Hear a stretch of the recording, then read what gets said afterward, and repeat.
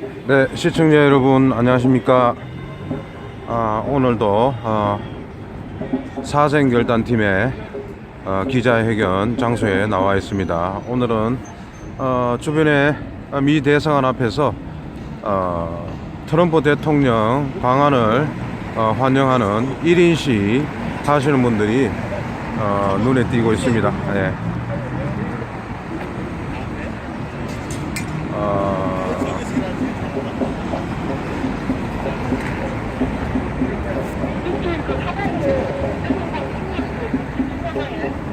시까지 하세요? 몇 분이 오시는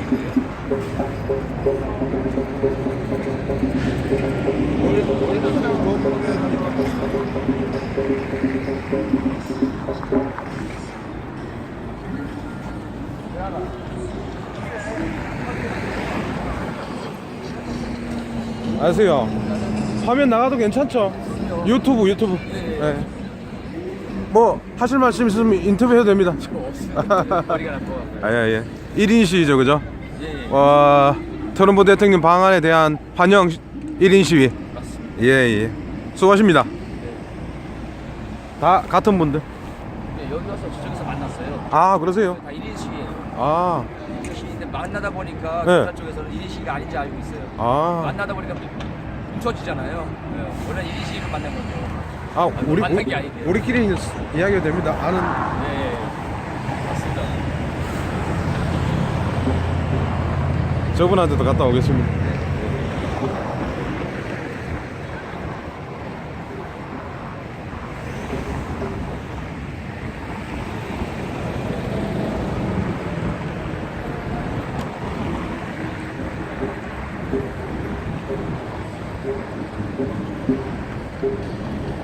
어르신 수고하십니다. 유튜브 번개시장입니다. 네. 유튜브 번개시장입니다. 네. 인터뷰 하셔도 되겠습니까? 괜찮겠어요?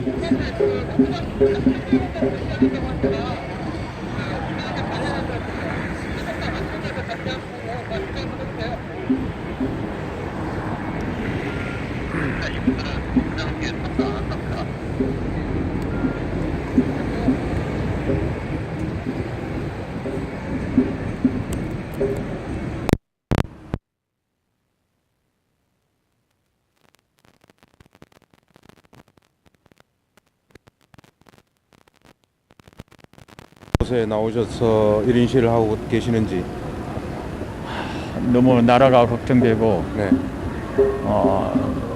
이러다가는 안 되겠다 싶어가지고 작년 1년 전부터 네.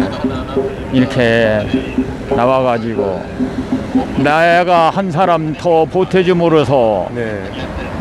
우리 이 태극기 단체에 도움이 될까 싶어가지고 네. 이렇게 나오고 이러고 있습니다. 참 걱정입니다. 지금 이 기울어져가는 이 나라를 어떻게 살려야 할까 하면은 밤에 잠도 안 오고 밥맛도 없습니다. 그래서 지금은 내가 이 시에 나오고서부터는 체중이 지금 한 4-5kg가 지금 빠졌어도 이 나라를 위해서는 내가 뼈가루가 남는다 하더라도 해야겠다 하는 결심을 가지고 이렇게 나오고 이렇게 참여를 하고 있습니다. 예. 아니, 저 오늘 보니까 지난주에는 안 계셨던 분들인데 오늘 처음 나오신 거죠? 예, 이 시에는 개인 시에는 오늘 처음 나왔고요. 예.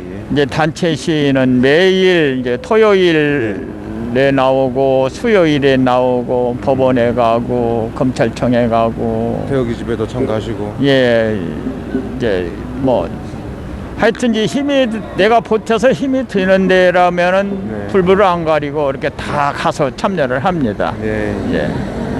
지금 여기 보니까 주변에 한 우리 선생님 말고도 젊은 분들이더라고요. 젊은 분들이 한 2분이 또 나오셔가지고 또 1인 시위를 하고 계십니다. 글쎄 젊은 사람들이 이렇게 깨우쳐가지고 이렇게 시에 이렇게 늦게라도 참여를 해주니까 우리 나이 먹은 사람으로서는 얼마나 고마운지 지금 뭐 정말 이 깨안아주고 뽀뽀라도 해주고 싶은 그런 심정입니다. 예, 정말 고맙습니다. 앞으로 이렇게 젊은 사람들이 많이 깨우치고 깨달아가지고 이런 나라를 이렇게 좀 위기에서 구할 수 있는 구할 수 있는 그런 사람들이 많이 나왔으면 정말 좋겠습니다.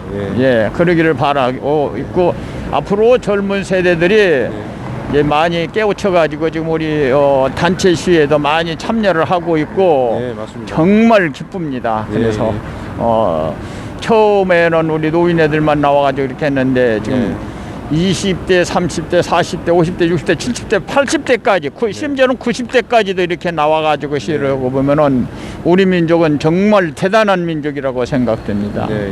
이렇게 해서 옛날에 참 어머니 아버지들이 이렇게 나라를 세웠는데 젊은 세대들이 그걸 모르고 지금 이렇게 말아먹고 있는 게 너무나도 가슴이 아프고 진짜 나오는 건 뭐 한숨뿐이 안 나오고 정말 걱정뿐입니다.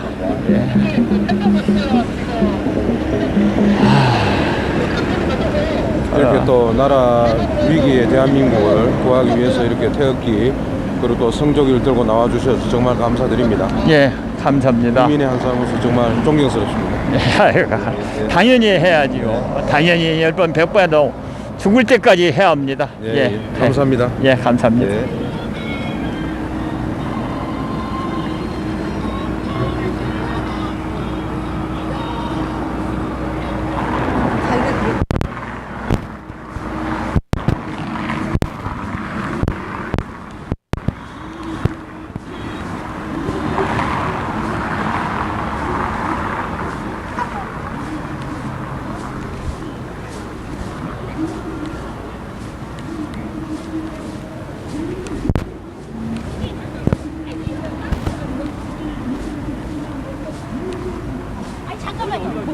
여기서 6명, 8명도 했어. 머리 뭐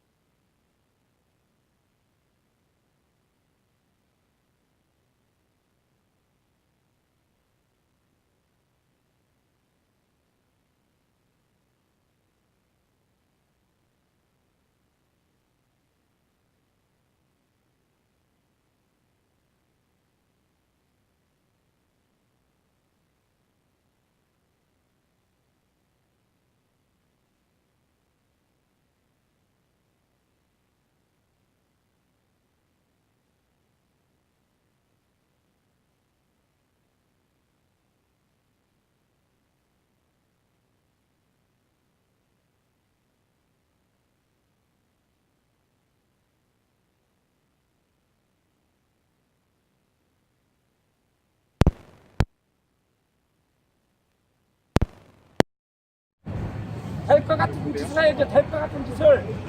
투표용지를 투사지를 만들어 정신 나간 사람들아. 안녕하세요.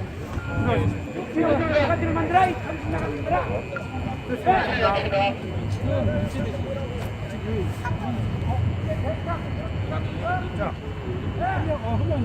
정철이 형이 이쪽으로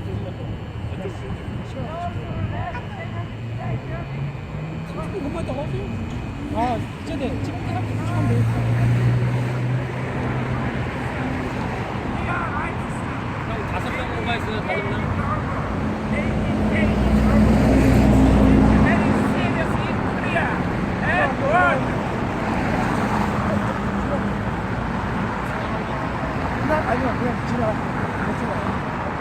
선생님 여기 지나가시는 분이 부담스럽다고 이쪽 좀 안 찍어줬으면 해달라고 하시네요. 예.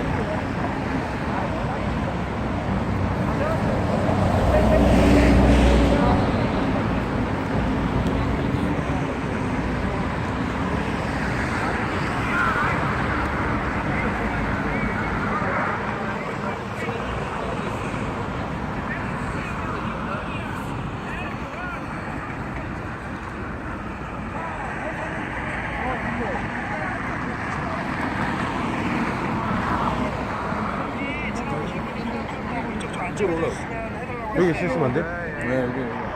네? 이거 원래 밟으면 안 되는 곳이에요. 아, 이쪽으로 가야 돼. 아, 여기서 하면 되지. 지금 주간 자리 확인을 해보니까 그 LG 강화문 LG 바라보고 잠식으로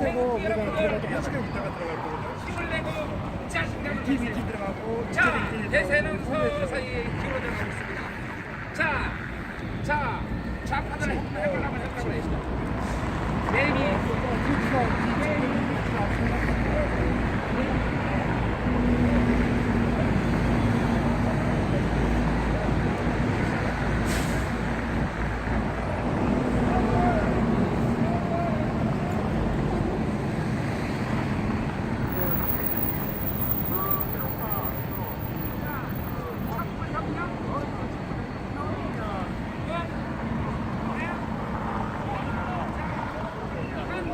모형을 만들어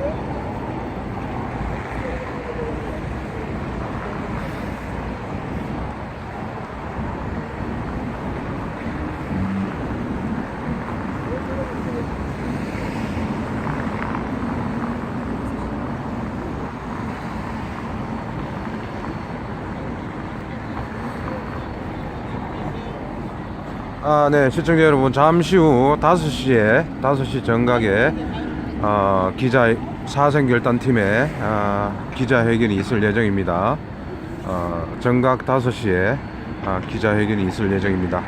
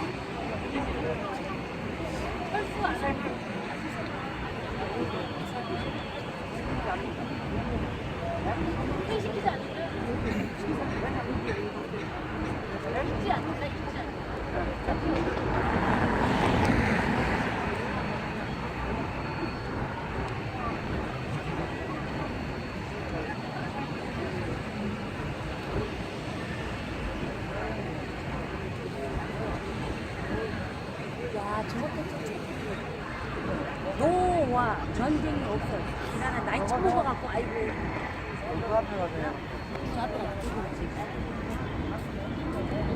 생긴 게 마팔스럽네.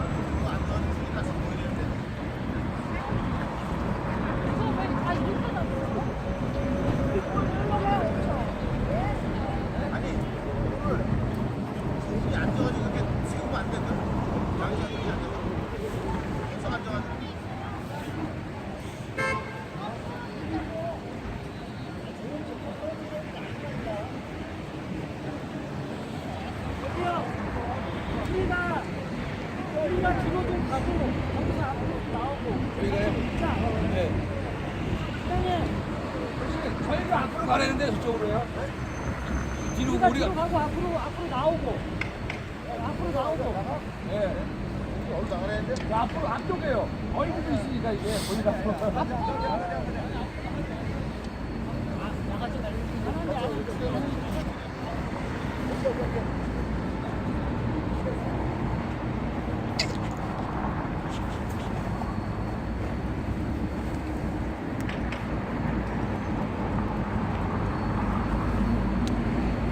잠시 후 정각 5시에 미국 대사관 앞에서 사생 결단팀의 기자회견이 있을 예정입니다.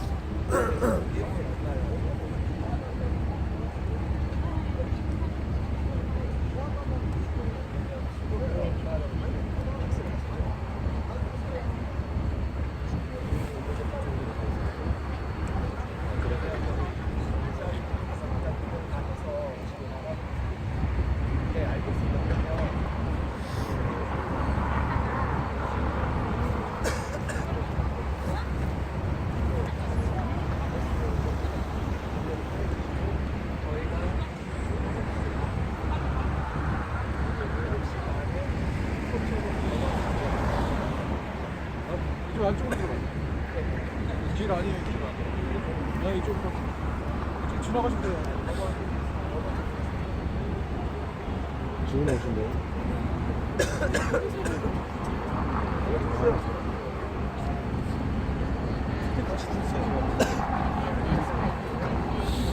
어디가?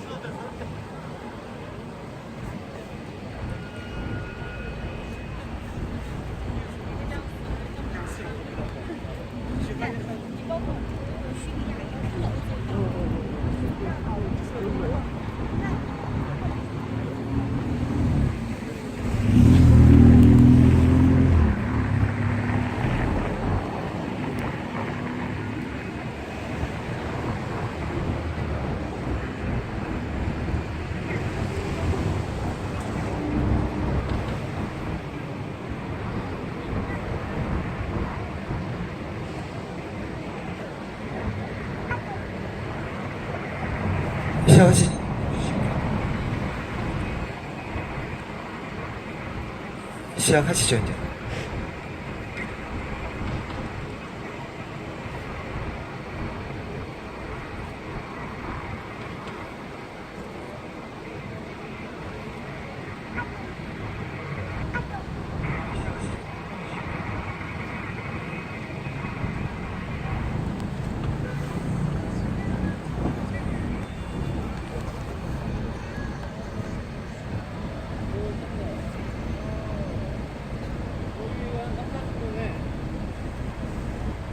자, 지금부터 제4차 박근혜 대통령님 무죄 석방 촉구 기자회견을 시작하겠습니다. 먼저 국민의례를 시작하겠습니다. 앞에 보이는 국기를 바라봐 주십시오. 국기에 대하여 통례. 나는 자랑스러운 태극기 앞에 자유롭고 정의로운 대한민국의 무모한 영광을 위하여 충성을 다할 것을 굳게 다짐합니다. 바로 다음은 애국가 제창있겠습니다.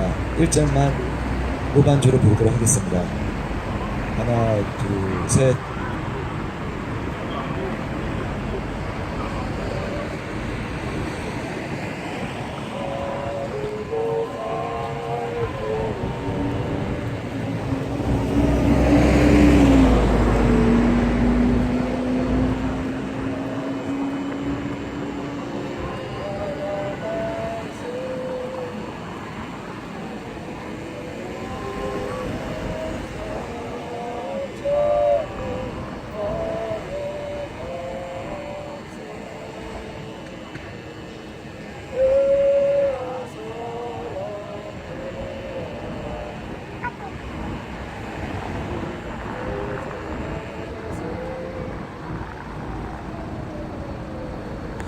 다음은 순국 선열빈 호국영리에 대한 묵념이 있겠습니다.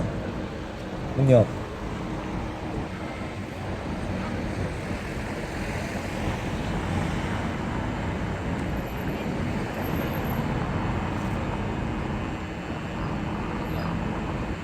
바로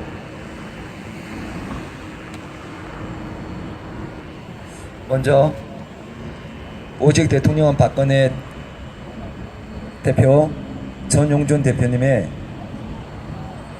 기자회견문이 낭독이 있겠습니다.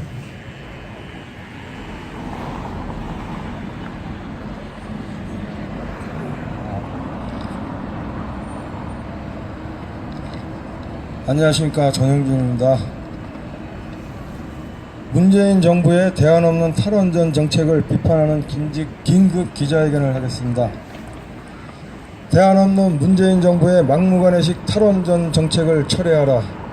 안보 참사, 인사 참사, 교육 참사, 외교 참사, 사법 참사, 문재인은 퇴진하라. 박근혜 대통령의 무죄 석방과 사기 정권 문재인의 탄핵을 완수할 때까지 우리 국토종단 태극기 대행진 팀원들의 사생결단 애국투쟁은 결코 멈추지 않을 것이다. 2017년 7월 5일 오전 10시 30분 국회 정론관에서 서울대, 부산대, 카이스트 등 국내 대학과 미국, 퍼듀대, 미시간대 등 외국대학 4곳 등 60개 대학 에너지 관련 학과 교수 417명은 현 문재인 정부의 탈원전 정책 추진을 즉각 중단하고 전문가들의 의견 수렴을 촉구하는 기자회견을 열었다. 이들은 2008년에 초기 때 5년마다 보완되는 국가에너지 기본계획과 2년마다 수정되는 전력수급 기본계획을 수기를 통해 수정하지 않고 대통령의 선언 하나로 탈원전 계획을 기정사실화하는 것은 재앙적 조치이며 신고리 오리코기 건설 중단을 논하기 위해서는 응당 탈원전 정책의 당위성을 먼저 논의해야 된다고 주장했다. 이어 수기되지 않은 탈원전 정책 추진은 향후 민생 부담 증가, 전력 수급 불안정, 산업 경쟁력 약화, 에너지 국부 유출, 에너지 안보 위기 등을 야기할 수 있으며 값싼 전기를 통해 국민에게 보편적 전력 복지를 제공해온 원자력 산업을 말살시킬 탈원전 정책의 졸속 추진을 즉각 중단하고 국회 등 국가의 정상적 의사결정 체계를 작동시켜 충분한 기간 동안 전문가 참여와 합리적인 방식의 공론화를 거쳐 장기 전력 정책을 수립할 것을 촉구했다. 영화 판도라를 보고 너무 감동받아 국가 백년대계인 탈원전과 탈핵을 결심했다는 문재인 대통령. 신고리 오리코기 원전공사 중단으로 일용직 근로자만 1000명이 해고됐고 총 1만 3천명이 직업을 잃게 되었다. 대한민국의 핵개발 정책은 1969년 7월에 발표된 닉슨 독트린에 의한 1970년 주한미군 감축계획과 5년 후 주한미군 완전 철수라는 미국의 입장이 통보되자 자구책으로 그해 1969년도부터 박정희 대통령 주도하에 검토되었다. 이후 피나는 노력 끝에 국산 원자력 개발이라는 자체 원전 기술을 확보하게 되었다. 전 세계적으로 원전 기술을 보유한 나라는 6개국뿐이다.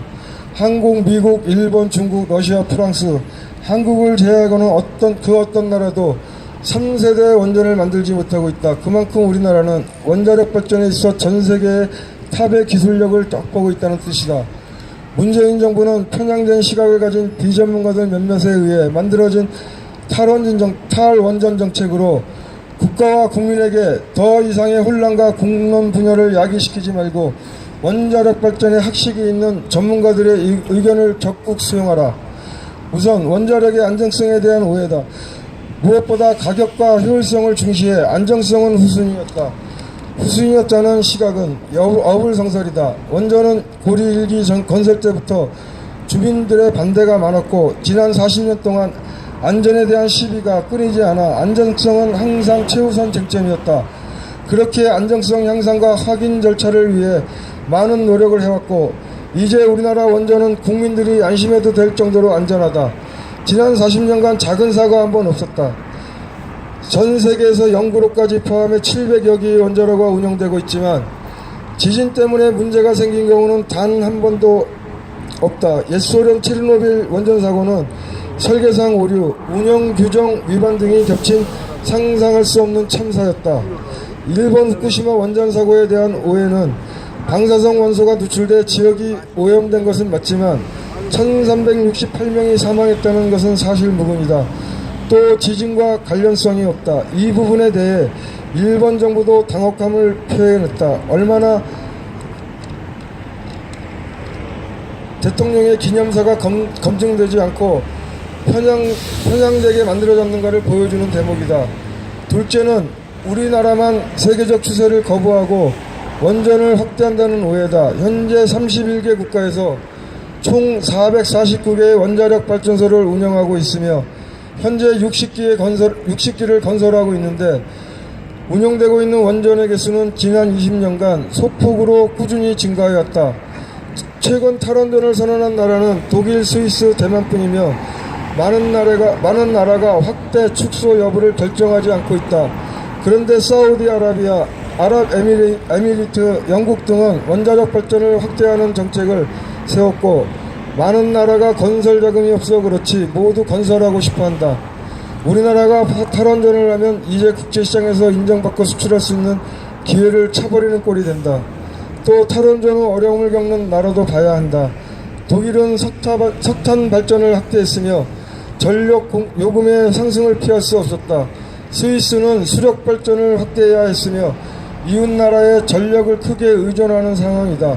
우리나라와 비슷한 상황인 대만은 14일 원전 2기를 재가동하기로 결정해 탈원전이 어려운 것임을 입증했다.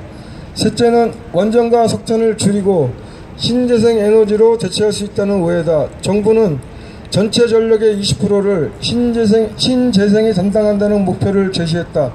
오랫동안 집중 투자하고 보급 사업을 확대하며 세제 혜택을 주면 신재생의 비율을 억지로 20% 이상도 올릴 수 있을 것이다. 그런데 그런 노력을 지난 10년간 해왔는데 결과가 썩 좋지 않다.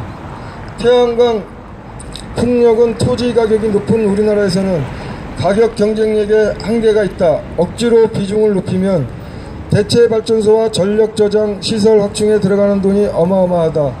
결국은 속도 문제다. 탈원전이든 탈석이든 신재생 확대든 목표는 맞지만 우리나라 설정에 어떤 속도가 적합한 것인가에 대한 고민과 합의가 있어야 한다. 적어도 지금 시점에서 보면 탈원전은 바로 가스발전 확대로 연결된다. 가스는 우리가 생각하는 것만큼 안정적인 에너지가 아니다. 비싸게 수입해야 하고 큰 저장시설이 필요해 수급 및 안정성이 떨어진다. 미세먼지 발생량은 매우 적지만 초미세먼지 발생량은 석탄보다 2.5배 높은 것으로 알려져 있다. 마지막으로 방향이 맞으면 결과가 좋을 것이라는 환상이 있다. 투자할수록 신재생 에너지는 싸지고 수급 안정성도 높아질 것이라는 가설에 집착한다. 반면 원자력은 실적이 있는 실체다. 원자력 분야에도 더 싸고 방사성 폐기물 문제도 없는 극도로 안전한 원자로가 개발되도록 전문가들이 현재 노력하고 있는 중이다. 이 꿈에 빌 게이츠가 현재 투자하고 있다. 오늘 여기 모인 우리 국토종단 태극기 대행진 사생결단팀과 애국 국민들은 다음과 같이 주한미 대사관 측과 전 세계 서방 언론들에 선언하는 바이다. 하나, 문재인 정부의 대책 없는 탈원전 정책 추진을 즉각 중단하라. 둘, 전문가들로 구성된 충분한 공론화를 통해 장기적인 전력 정책을 수립하라. 셋, 원자력 발전에 학식이 있는 전문가들의 의견을 적극 수용하라. 넷, 원자력 발전에 대한 과도한 공포와 불안감으로 국론을 분열시키는 문재인 정부는 퇴진하라. 2017년 10월 23일 참여단체 3.10 안국항쟁연대 오직 대통령은 박근혜 자유청년단 자유대한호국단 구국전사 무궁화애국단 등입니다.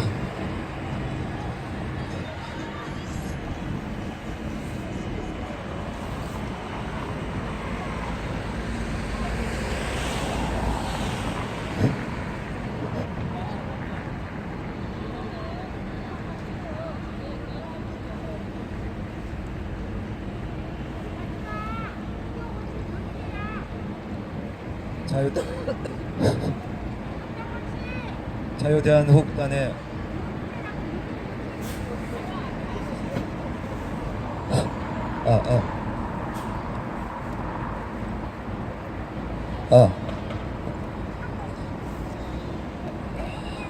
안녕하십니까. 자유대한호국단의 오상종입니다. 방송인의 윤리를 저버린 파렴치한 JTBC 손석희 사장 구속 촉구 회견문입니다. 박근혜 대통령 탄핵을 몰고 온 거짓 태블릿 PC 날조 조작 방송 JTBC 손석희 사장을 당장 구속하라. JTBC와 손석희 사장이 태블릿 PC 사건에 대한 특검과 국정조사를 당장 실시하라. 처음부터 거짓이었고 사기였습니다. 박근혜 대통령님을 탄핵시킨 핵심 열쇠인 태블릿 PC는 입수 경위부터 보도 내용에 이르기까지 모두 거짓임이 검찰의 포렌식 보고서에 의해 이제 만천하에 드러났습니다. 사실 지금 돌이켜보면 박근혜 대통령 탄핵의 시발점 되었던 JTBC의 최순실 태블릿 PC 관련 보도는 처음부터 이상한 점이 한두 가지가 아니었습니다. 여기 저희 기자회견을 듣고 계신 시민 여러분께서도 저희들의 주장을 들어보시고 각자 판단해 주십시오. 첫째, 문제의 태블릿 PC 입수 시기입니다. JTBC의 손영석 특별취재팀장은 민주언론시민연합의 2016년 10월 이달이 좋은 보도 시상식장에서 수상소감으로 다음과 같이 말합니다. JTBC 방송 보도 전 일주일 넘게 태블릿 PC를 분석했다고, 또한 JTBC 사보 최순실 태블릿 PC 특정 보도 뒷얘기와 방송기자연합회 뉴스부문 특별상 수상 취재 후기에서도 일관되게 태블릿 PC 분석을 마친 후에 19일 첫 보도를 했다라고 했습니다. 이게 과연 사실일까요? 그런데 이상합니다. JTBC에서는 12월 8일과 1월 11일 방송에서 일관되게 10월 20일 날 태블릿 PC를 처음 입수했다고 보도를 합니다. 같은 방송사에서 말입니다. 10월 19일 JTBC에서 첫 특정 보도하기까지 태블릿 PC를 일주일 전부터 분석했다고 여러 차례 언급한 손용석 팀장과 10월 20일에 처음 입수했다고 보도한 JTBC, 분명 말이 서로 확연하게 다르기에 누군가는 거짓말하고 있다는 것인데 방송이 거짓 보도를 한다. 여러분은 이런 일이 있을 수 있다고 보십니까? 정황상 20일에 입수한 걸 미리 예측하고 하루 전에 보도한 것은 상식이 어긋나기에 손용선 팀장 말대로 방송 보도 일주일 전부터 철저하게 분석한 후 보도한 게 사실이라면 JTBC는 왜 입수 시기를 이처럼 무리수를 두면서까지 20일로 늦춘 것일까요? 그 이유는 손 팀장의 말대로 19일보다 일주일 전에 입수한 것이라면 태블릿 PC가 발견된 WK 사무실이 10월 17일 경향신문 기사에서 그 존재가 처음 드러났기 때문입니다.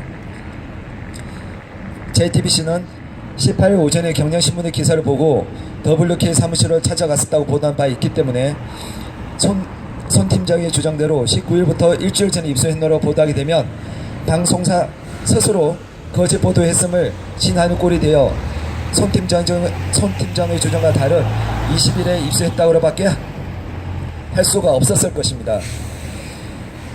둘째, 문제의 태블릿 PC 발견 시간과 장소입니다. 2016년 10월 24일 JTBC의 첫 보도에서는 분명히 관리인에게 맡기고 간 짐에서 PC를 발견했다라고 보도했습니다. 그러나 이러한 JTBC 보도 이후 고영태의 국정감사 발언에서 사무실에 등글에 놓여있는 책상 안이 태블릿 PC라는 표현으로 말이 바뀝니다. 여기서 PC는 집에서 흔히 사용하는 데스크탑 PC를 말합니다. 어떻게 PC와 태블릿 PC가 혼동이 될 수 있습니까? 이렇게 관리인에게서 맡긴 짐꾸러미와 사무실 책상이 혼동될 수 있다고 보십니까? 방송사에서 확인되지 않은 사실을 사실이냐 방송하는 게 있을 수 있는 일입니까? 밝은 장소 또한 10월 26일 연합뉴스 기사에서는 JTBC 취재진이 독일 현지에서 최순실 씨 주거지 쓰레기통에 버려진 태블릿 PC 한 개를 확보해 국내로 보낸 것으로 보인다라고 보도된 바 있으나 2016년 10월 31일 SBS에서는 같은 해 9월 독일에서 태블릿 PC가 사용된 흔적으로 외교부가 보낸 메시지가 발견되었다고 보도한 바 있습니다. 10월 26일에 JTBC 취재진이 독일의 쓰레기통에서 이미 주었는데 10월 31일에 다시 최순실 씨가 태블릿 PC를 사용할 수가 있었겠습니까? 그리고 10월 20일에는 물 건너 한국의 WK 사무실에서 다시 발견한 JTBC 취재진입니다. 도대체 태블릿 PC가 몇 개나 어느 순간 어디서 발견된 겁니까? 셋째, 태블릿 PC 발견 당시 촬영 영상이나 사진이 전혀 없다는 것입니다. 특정 보도 시 관련 사진이나 영상 촬영 공개는 방송 관계자들에게는 엄연한 상식입니다. 그러나 JTBC는 2016년 10월 24일 JTBC의 첫 보도에서 태블릿 등 휴대기기임을 암시하는 단어 한 줄 없이 시종 일관 PC라는 말을 사용했습니다. 이때 내보낸 JTBC 관련 보도 화면 역시 태블릿 PC 화면이 아닌 데스크탑 PC 화면이었습니다. 이후 끈질긴 의혹에 마지못한 JTBC는 18일 태블릿 PC 발견 당시 촬영했다 주장하며 공개한 영상에서는 이미 그들이 보도한 짐꾸러미도 책상스럽도 아니 차 시트 내부 영상이었습니다. 역시 18일 찾아가 찍었다면 공개한 사무실 입구 영상도 우리가 보고 싶어 했던 서랍이 든 태블릿 PC가 아닌 태블릿 PC 영상은 존재하지 않았습니다. 영상 매체인 방송사가 이러한 특정 보도에 증거물이 발견되던 18일 상황도 입수되어 JTBC 방송사의 손에 들어온 20일에도 모두 촬영되지 않았다는 게 과연 납득이 됩니까? 넷째, JTBC의 태블릿 PC 보도 화면 역시 엉망이었습니다.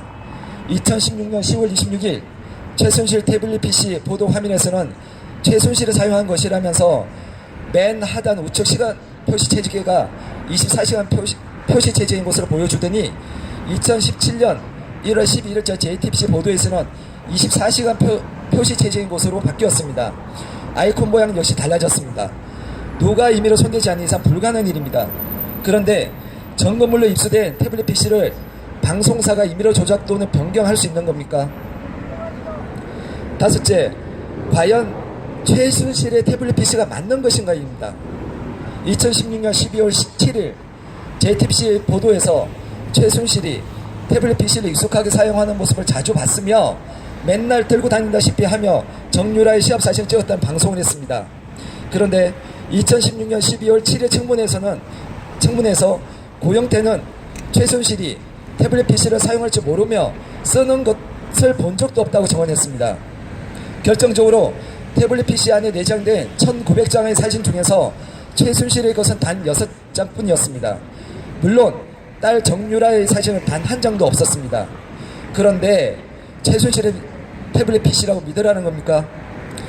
결국 이따위 허점투성이의 선동 방송에 속아 국회가 졸속 탄핵에 앞장섰고 3년 전 이정미, 박한철, 김희수, 이준석 재판관들이 과거 퇴임 재판관 부작위 선출위원 확인, 이것은 2012 헌마 2호 2014년 4월 24일 결정입니다.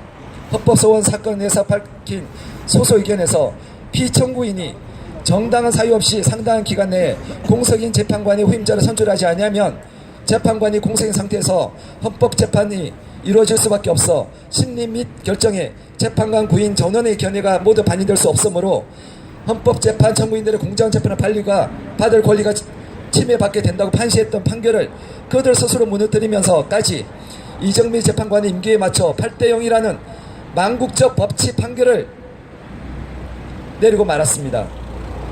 국민 여러분, 조금만 눈을 뜨고 진실을 보려 했다면 속지 않았을 것입니다. 조금만 더 이상적인 상황을 보려 했다면 이렇게까지 되지는 않았을 것입니다. 그렇습니다. 우리의 무관심과 아니라며 박근혜 대통령님께서는 희생되고 말한 것이었습니다. 그래서 우리는 이제 진실에 눈을 뜬 평범한 우리들은 지금이라도 잘못된 모든 것을 바로잡아 보려 몸부림치고 있습니다. 부디 우리들의 진실을 향한 몸부림을 봐주시고 여러분들도 감춰진 진실이 무엇인지 같이 찾아봐 주시길 간곡히 부탁드립니다. 오늘 여기 모인 우리 애국 국민들은 다음과 같이 거짓 선동 방송사 JTBC와 손석희 사장에게 다음과 같이 질문하니 응답하라. 하나, 2017년 9월 10일에 제출된 최순실 태블릿 PC에 대한 포렌식 보고서에 의하면 해당 태블릿 PC의 데이터 사용량은 선거 기간이었던 2012년 12월 한 달이 측정되었고 이후 인수위 활동 기간이 2014년 1월 30일까지 128MB에 불과했으며 대통령 취임 이후는 고지 자체가 중단되었다. 어째서 국정농단이 이루어졌다는 기간이 사용량은 없는가? JTBC와 손석희 사장은 응답하라. 둘, 검찰의 포렌식 보고서에 의하면 최순실 태블릿 PC에 내장된 유일한 문서 열람 프로그램은 읽기 전용인 한 큰 부여였다. 더구나 해당 모델에 내장된 버전의 폴라리스 OP는 HWP 파일 수정 기능이 없었다. 그런데 이 최순실 태블릿 PC에 유입된 문서 파일은 모두 HWP 파일이었다. JTBC 보도대로 최순실이 이 태블릿 PC를 어떻게 대통령 연설문으로 수정했다는 것인지 JTBC와 손석희 사장은 응답하라. 셋, 탄핵 사태의 결정타가 되었던 드레스덴 연설문의 경우 이 파일에만 유일하게 안드로이드의 경로를 벗어나 미디어 다운로드 폴더가 들어가 있었다. 결국 기기 내 다운로드가 아닌 외부에서 삽입해서 보여주는 정황인 것이다. 더구나 해당 파일이 처음 열린 시각은 JTBC가 이 태블릿 PC를 처음 발견했다던 2016년 10월 18일 오전 8시 16분 52초였다. 이를 어떻게 설명할 것인가? JTBC와 친절한 손석희 사장은 응답하라. 넷, 2016년 10월 18일 JTBC의 보도에 따르면 김필중 기자가 WK 사무실에서 태블릿 PC를 발견한 후 맞는 충전기가 없어 삼성전자 강남 서비스센터에 가서 충전기를 사와 기기를 켰다고 방송한 바 있다. 그러나 해당 모델의 충전기는 케이블, 어댑터, 플러그 등으로 구성된 낡은 기종으로 당시에도 사전에 각각 주문해야 살 수 있는 기종이었다. 취재 결과 당일 판매된 이 부품들은 실제로 사전에 주문된 것으로 확인되었다. WK 사무실에서 서비스센터까지는 도보로 15분, 영수증에 찍힌 시각은 15시 28분, 해당 태블릿 PC를 처음 켰다는 시간은 15시 32분. 해당 기기를 보기도 전에 사전 주문했나? 축제법을 쓴 것인가? 무엇보다 소름 끼친 사실은 최순실 태블릿 PC 안에 파일이 처음 열린 시각이 당일 오전 8시 16분 52초였다는 것이다. JTBC와 손석희 사장은 응답하라.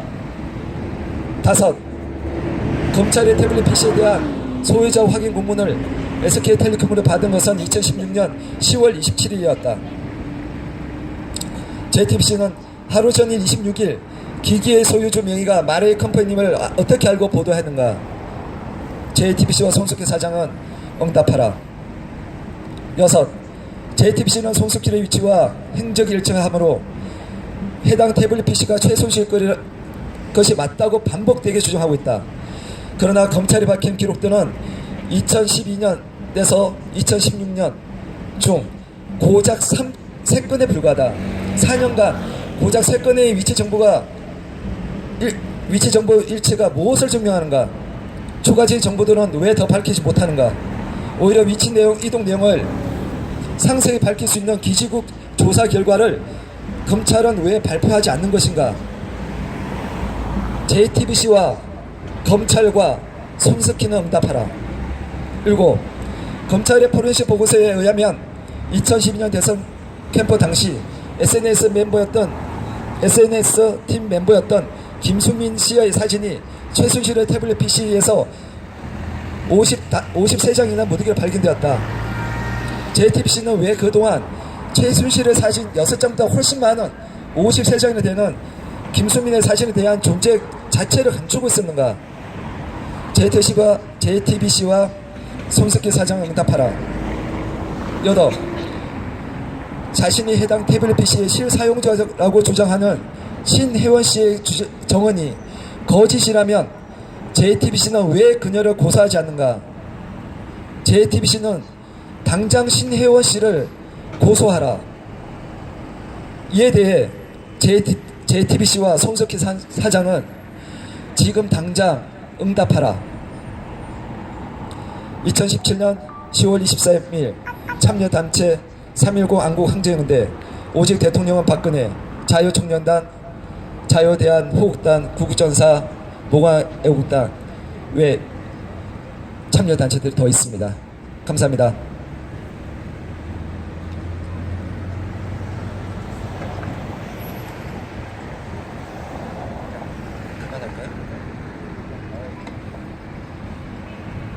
그러면 여기서 제4차 박근혜 대통령 모재석방 촉구 기자회 마치도록 하겠습니다. 수고하셨습니다.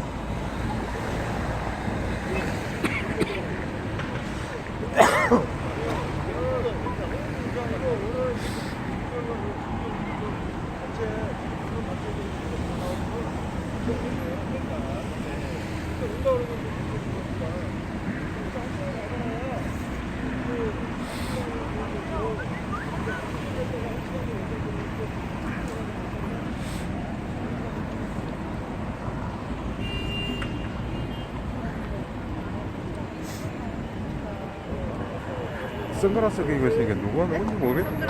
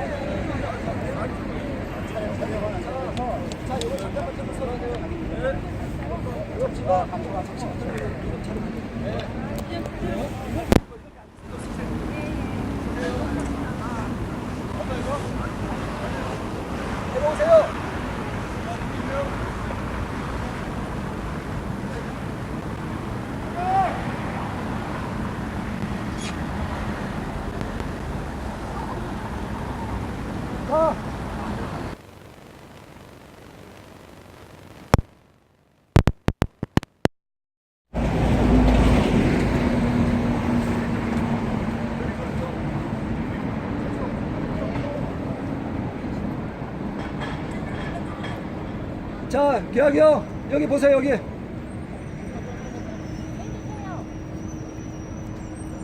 자, 여기 봐주세요. 하나, 둘, 셋. 다시 한 번만 더. 하나, 둘, 셋.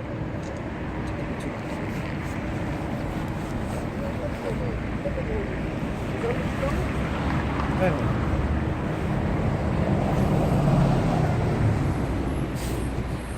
하나, 둘. 하나, 둘. 하나, 둘.